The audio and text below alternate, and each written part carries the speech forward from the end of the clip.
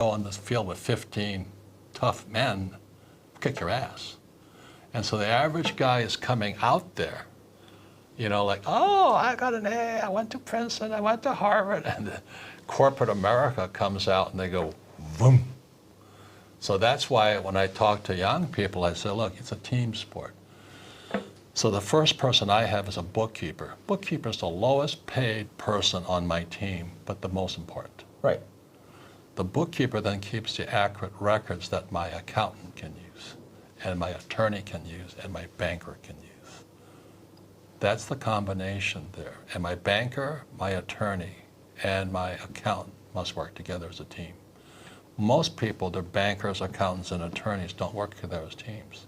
Because in school, we're taught to take our tests on our own. If you ask for help, you're cheating. In my world, it's called cooperation. And what I found with most smart people, they don't know how to cooperate. They don't know how to ask for help. Because in their brains, that's cheating. It means you're stupid. It means you're weak. It means you're stupid. I didn't have that problem because I was stupid in school, so I was asked for help. But the teacher says that's cheating.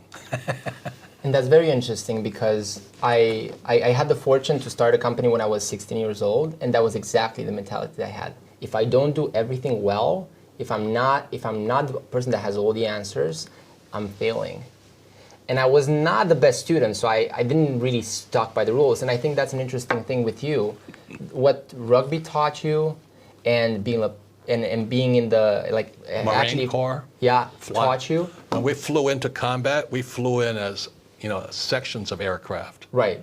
We flew Together. in as teams. That's the military. Yeah. So what do you think are some of the lessons that you learned doing those things? Rugby, pilot. Well, I look at most small entrepreneurs. I call it the selfie world. Like, oh, look at me. Oh, look at me. Yeah. The Instagram entrepreneurs, especially. It's great. It's just great. I'm the smartest. Oh. Right. And I want the smartest attorneys, accountants, bookkeepers, bankers, politicians. I come at it as a team.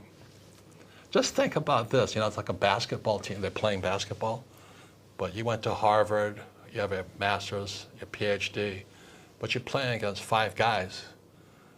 I don't care how smart you are. Those 5 guys will kick your butt all day long. This is not in the movies. Bruce Lee cannot really beat 10 people in real life, That's right. But that's what in the movies, that's what's perceived. Like if you're good enough, you can beat 10 people. Yeah, that's in real life, true. you're going to lose every time. Not in the corporate world. So I operate according to the rules of corporate America. Yeah. I don't operate according to the rules of employee America. They're different. The tax rules for corporate guys is less than employees. Employees pay the highest taxes. Yeah. Guys like Trump and me pay 0. And people are angry Legally. at that, which is very interesting. People are very angry at people that don't pay taxes, which is, again, a proof that people cannot wrap their heads around that. Because they've been hypnotized and go to school, get a job, work hard, pay taxes. Yeah. Until they change those words, their lives are not going to change. So they get angry, but they're angry at the words in their head. Yeah. So what are some of the other things, some key points that we could talk about from your new book? Because I know Rich Dad Poor Dad, you probably talked so much about that. It's a great book. I've read it when I was 15, and it's amazing that you've made accounting so interesting. Yeah. It's like a combination between an amazing storyteller and accounting, which is not the combination you would think of. So Right. I think when I look at it, I think that's the reason I had so much success, because people devoured it like a story, but it was accounting. So you tricked them. You're a very smart young man. So you made them eat their broccoli by making it look Yes. like a Big Mac or something Yes, like that. yes. So amazing. So we're not going to talk that much about that. But what do you think are some key things that was the reason that you wrote this book, and some things that we can give people? Well, if Rich Dad Poor Dad was high school, Yeah. this is graduate school. Okay. So it's basically saying many of the same things at a little higher level of thought. So a person should start with Rich Dad Poor Dad. If they don't like Rich Dad Poor Dad, they'll hate this book. Perfect. Because they went to school, they got a job, they're working hard, they're saving money, they're getting out of debt, and they're in the stock market. Right. They're getting screwed. Right. But if you want to find out why guys like me don't do that, then you read fake. The biggest thing about fake is, the dollar became fake, the US dollar became fake money in 71. But it's the fake teachers. Why would you listen to a poor person? Why would you listen to a poor person about money? And that was my poor dad. Very good man, PhD. But he always says, go to school, get a job, work hard, pay taxes, get out of debt, and invest in the stock market. He's trying to hypnotize me. And my rich dad, thank God I had a rich dad, he goes, you got to be an idiot to follow that advice. And so you're a very bright young man to pick up Rich Dad, Poor Dad is only a book on accounting. My cash flow game is only a book on accounting. That's a takeaway. But if you don't know accounting, you don't have accountability. Yeah. You have accountability in your life. And then you can question when somebody tells you to invest in the stock market. I go, well, when do I get my money back? So in Fake, I talk about the infinite return. I never use my money. I don't need to save money. I use debt 100% of the time, and I don't pay taxes. So that's kind of what you find out in Fake, fake money, fake teachers, fake assets. Because every time a teacher told me, to get a job, I said, you gotta be kidding me. She goes, if you don't get good grades, you won't get a job. And I said, oh, that's good. I'm glad to hear that, And the teacher would go, nuts. And they go, why don't you want a job? Because I'll pay taxes then. You gotta pay your taxes. And I said, well, what about this? So I took real estate courses, not because I like real estate, because real estate is about debt and taxes. Right. So the more debt I use, which is real money, debt is real money, the less tax I pay. And especially with the interest rates right now that have been lowest in the last 5,000 years or something like that. Money is cheap right now, zero. Get it free.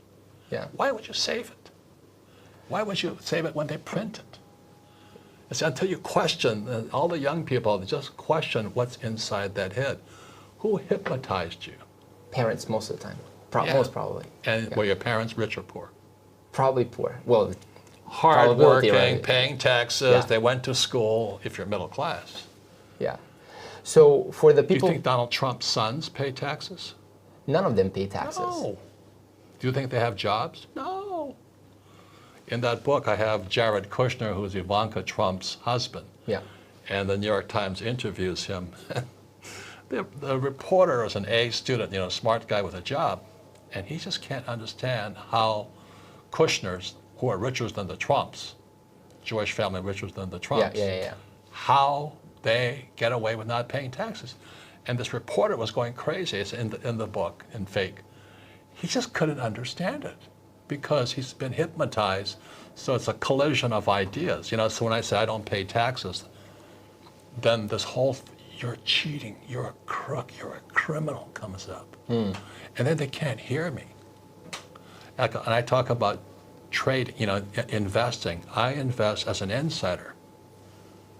And for the average person who knows very little, they say, well, insider trading is illegal. No, it's not. But they've been programmed to think it's illegal.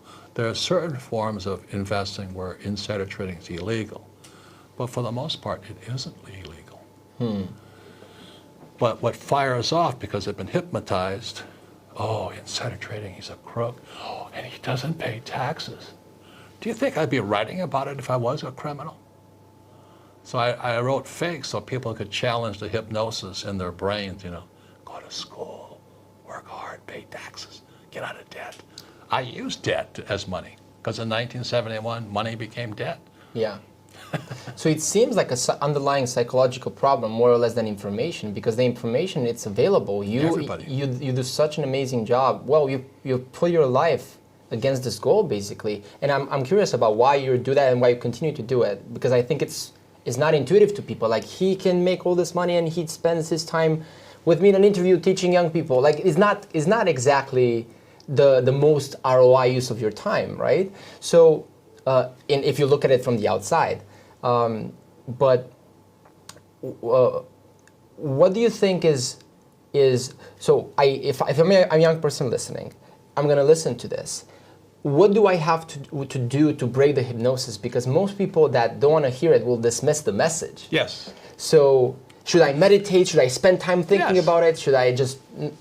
Okay. I love Perfect. meditation. I think everybody should meditate, to cure the conflict that's going inside. Because I purposely say those things to create conflict. Perfect. Because if you don't change those thoughts, you'll wind up like my poor dad. Yeah. Very highly educated poor guy who worked very hard all his life. I felt for him. Yeah. Then he got fired by the people he challenged. And he found that his PhD meant nothing. Yeah. PhD always stands for poor, helpless, and desperate. So the moment they threw him out of That's a great acronym. so the moment they threw him out of the school system, he was like this stray dog who couldn't feed himself on the streets. The streets just ate him alive. Whereas an entrepreneur, I love the streets. It's like dog eat dog out there. It's fun. It's game. It's like playing rugby.